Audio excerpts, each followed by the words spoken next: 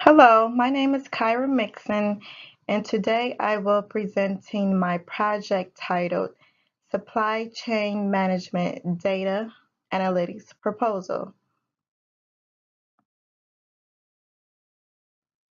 The content of my presentation will include a brief overview of the business problem and goals, the dataset description, the dataset separation phases, the data analysis techniques, the data analysis results, the model comparisons, conclusions, and a few recommendations I am providing to the company. The business problem and goals. First, I would like to note that I created a fictitious company in order to make this supply chain management more of a real life situation within a company, within an online retail store. So the company that I created is named the Global Alliance Corporation, and it's an online retail store who is seeking solutions to resolve their supply chain management issues. The main goals and objectives that is to be reached is to implement a data analytics process to effectively manage the company's inventory. This implementation will assist with prevention of products being at risk from back ordering. The data analytics prediction models will inform the company when a product could be at risk of being back ordered before the event occurs. This notification will give the company time to react before the back ordering actually takes place. The data set descriptions. Well, there is two data sets that has been combined in order to predict the products from being back ordered. So the first data set is from Kaggle's data set, which is titled, Can You Predict Product Back Orders? This data set contains 23 variables and 242,075 observations. The second data set, which is titled Online Retail Dataset, has 8 variables and 551,909 observations. The main goal or point of combining these two data sets was to provide a more of a online retail company, and the variables within the online retail data sets just provide more of a global type of data, um, which includes the country and other various variables that makes it more of a global company. However, the the combined data set will actually contain or does contain 32 variables and the 242,075 observations. The two data sets was combined by an entity relationship diagram where an ID variable was added to both of the data sets to merge the two. And I had to actually take out a lot of the observations from the online retail data set in order to be consistent with the number of observations included within the one combined data set.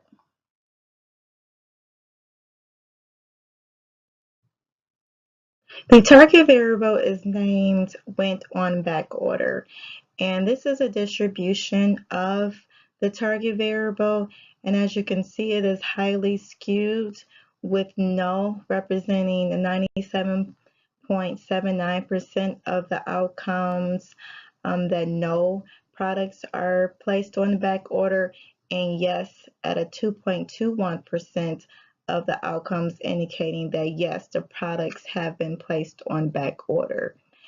I have used the decision weights within the SAS Enterprise Miner, and the decision weights adjustment is used to develop prediction models that will assist with identifying most of the yes outcomes.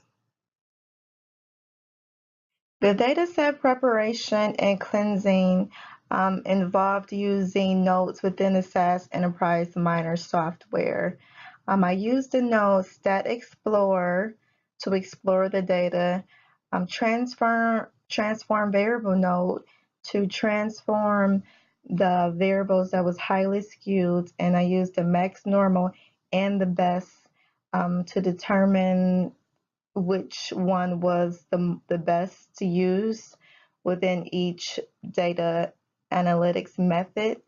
Also, I used the variable clustering to determine patterns within the variables to see which variables were correlated with one another, and the variable selection to select the most important variables. And also the input modes was used to transform and the lead time variable, which was the only variable that had the missing values. The data was partitioned into three sets, which included the training set, was 40% of the data, the validation 30%, and the test data was 30% as well. To the right is the variable worth results indicating the most important, well, the variables that consider the highest worth within the Stat Explorer node, and the forecast 3 months national inventory, and the other following two forecasting variables were considered the most variable worth.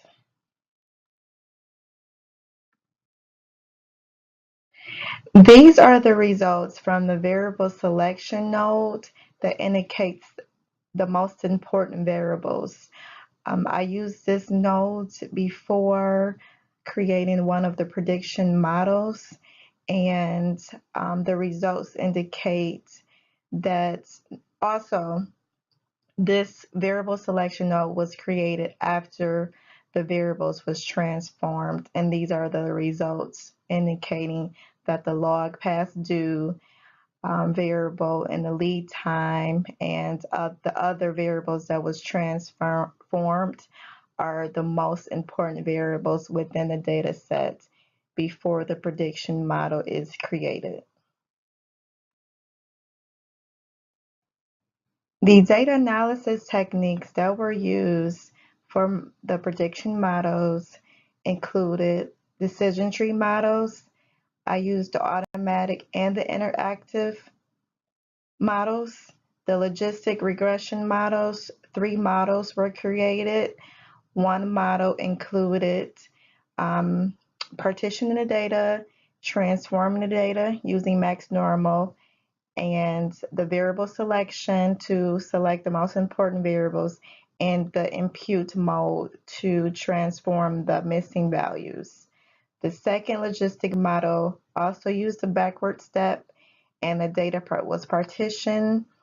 The variable transformation was completed with max normal, and the impute mode was used as well.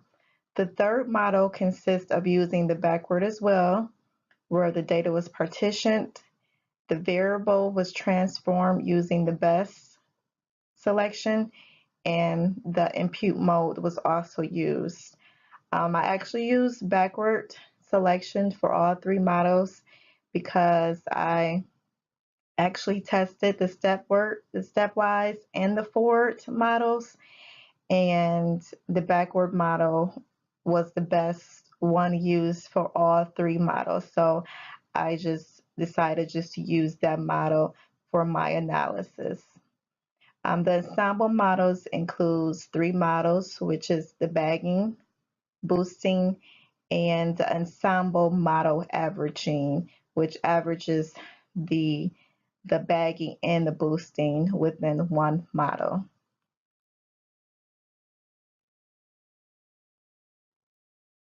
The first prediction model being analyzed is the automatic decision tree model. This model found 5 variables that was considered the most important variables, and it also lists in order the variable importance within the chart. and this is where the splitting takes place. The validation data sets found 35 true positive responses, and that's meaning yes, that the product was placed on back order.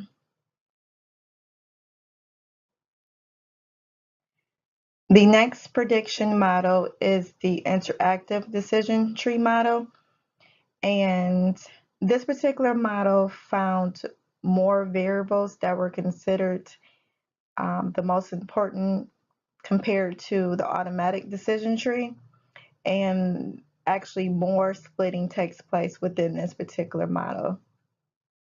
The validation found the same amount of true positive results compared to the automatic decision tree. This provides a visual of the automatic versus the interactive decision tree results.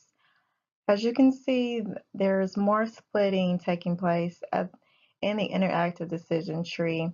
However, both are split at the national inventory variable. The first logistic regression model included utilizing the variable selection node, and after the model was created, there was only two variables that was determined to be the best fit for the model, which were the transformed lead time variable and the transformed death risk variable. And also there were no true positive results found within the training nor the validation data sets. The second logistic regression model included just transforming and imputing the data, and this was using the max normal for the transformation as well. And this particular model actually found more variables that were considered important within the model creation, and there was at least one for the training and the validation set of true positive responses that was determined or predicted within this particular model. The third logistic regression model consists of using the transforming node as well, where the best was selected to normalize the data, and the imputation as well. And this particular model predicted more true positive responses versus the other two regression models.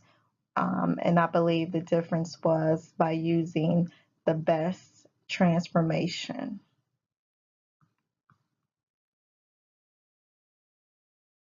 The final prediction models consist of utilizing the ensemble models within the SAS Enterprise Miner software. The first model created was the bagging ensemble, where there were no true positive responses that were predicted. The second model is the boosting ensemble, where there were 2,059 true positive responses that were predicted. And the third model consists of the ensemble averaging model, where there were 448 yes responses that were predicted. Utilizing the model comparison node within SAS Enterprise Miner, I created a table to visually compare the performance of each prediction model based on the true positive responses that were predicted, the misclassification rate of the validation and training data sets, and also I calculated the model accuracy to also compare the models. This is a visual of the ROC curves indicating the performance of the binary system for the target variable, and the ROC curves provides the optimal models for my analysis. And this is just another way to compare the model's performance. In conclusion, when analyzing the misclassification rates for the validation models, the decision tree models provides a better solution compared to the other models within the analysis. Also, the ensemble models is overall the better prediction model. This model predicted the greatest amount of true positive yes responses for the target variable went on back order, and it has a low misclassification rate as well as a high model accuracy. In addition, further analysis may involve investigating prediction modeling methods for products that are a potential issue, which is another binary variable within the data set. This variable could also help determine which products are at risk of being backordered.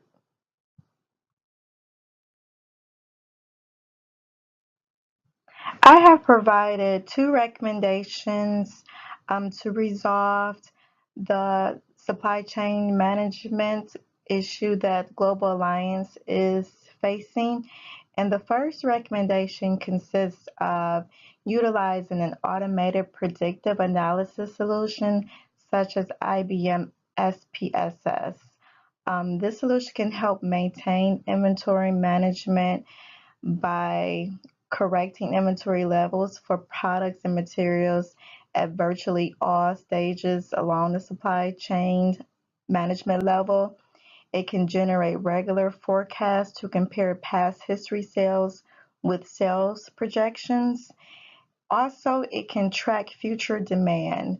These solutions can automatically assign a value to each SKU, which correlates seasonal trends and other factors during the forecasting process. The second recommendation consists of utilizing a cloud-based supply chain management, which is very trending these days with the companies using the cloud-based analysis. And the benefits of this is you can closely track a product throughout its lifestyle. It can cut down on lost products as it can locate a shipment during any stage of transportation or transporting. And it also enables you to make quick decisions and communicate effectively if you need to reroute a misdirected shipment.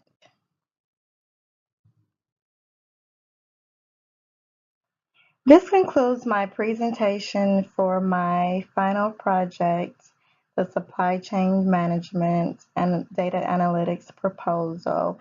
If you have any questions regarding this, I have provided my email. Thank you.